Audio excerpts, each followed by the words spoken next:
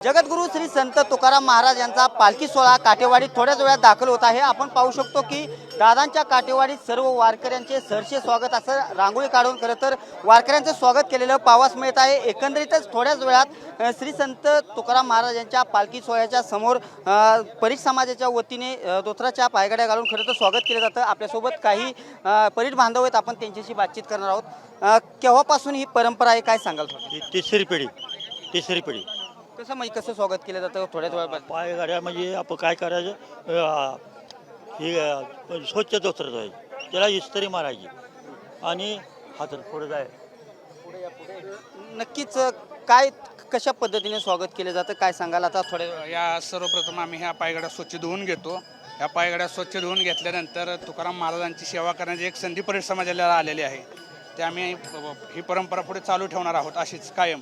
आणि तुकाराम महाराजांनी जी आम्हाला सेवा करायची संधी दिली, संत गाडगेबाबांचा संदेश आहे की स्वच्छतेतून समृद्धीकडे चला, हा संदेश आम्ही ह्या वारीत देत आहोत सर्वांना। किती वर्षापासून ही परंपरा आहे? ही तिसरी पिढी चालू आहे। म्हणजे जसं 150-200 वर्ष झाली. नाही एवढे नाही, पण एक 70 वर्षाच्या आसपास ही त्या म्हणजे तिसरी पिढी आहे आमची, आणि एक 70 वर्ष झालेली आहे। हे गावाचं म्हणजे विस्थापित होतं, ते आत्ता म्हणजे 2 नावांनी कनेरी काटेवाडी असं हे गाव आहे। हे दादांचं गाव म्हणजे काटेवाडी।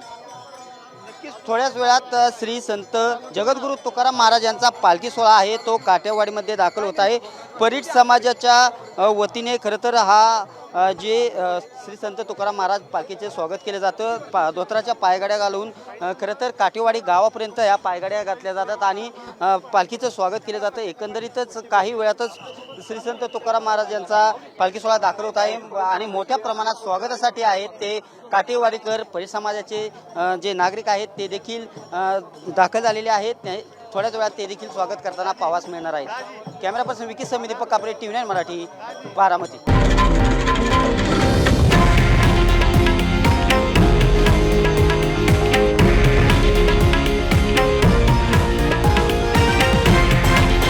हे आहे देशातील नंबर 1 न्यूज नेटवर्क आणि आपण पाहत आहात TV9 मराठी, एकमेव।